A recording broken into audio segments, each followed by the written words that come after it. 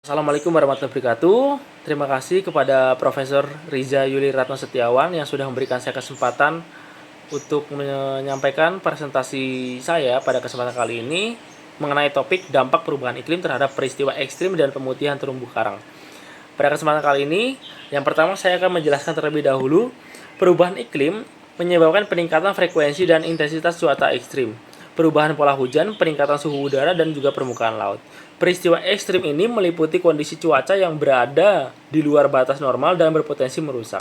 Dampak peristiwa ekstrim termasuk kegagalan panen dan penurunan produktivitas pertanian, kerusakan lahan pertanian, peningkatan intensitas banjir atau kekeringan, dan peningkatan kelembaban dan intensitas organisme pengganggu tanaman.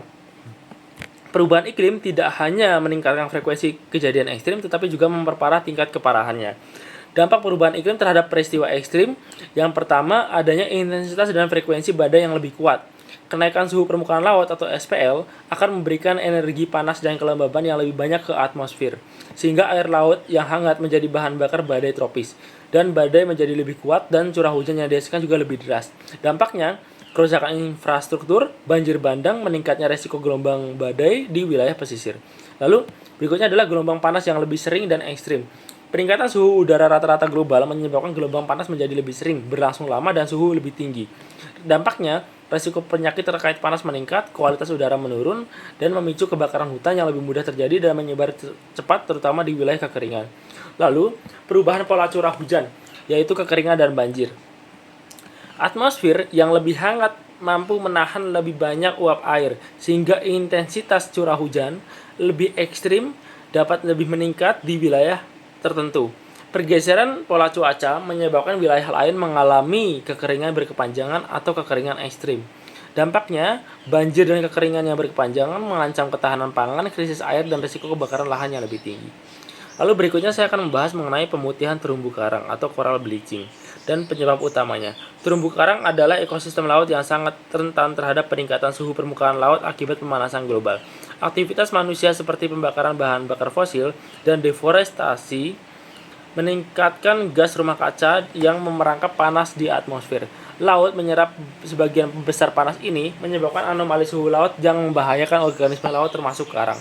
Pemutihan karang terjadi ketika suhu air laut yang tinggi, berlangsung lama, berulang, dan menyebabkan kerusakan parah dan kematian karang jika tidak ada pemulihan.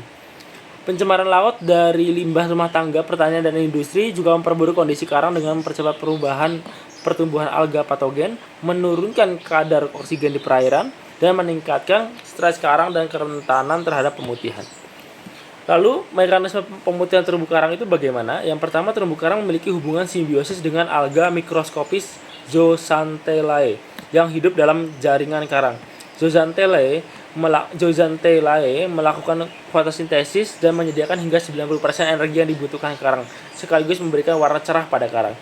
Saat suhu air meningkat melebihi batas toleransi, karang mengalami stres termal dan mengusir Zooxanthellae dari jaringannya.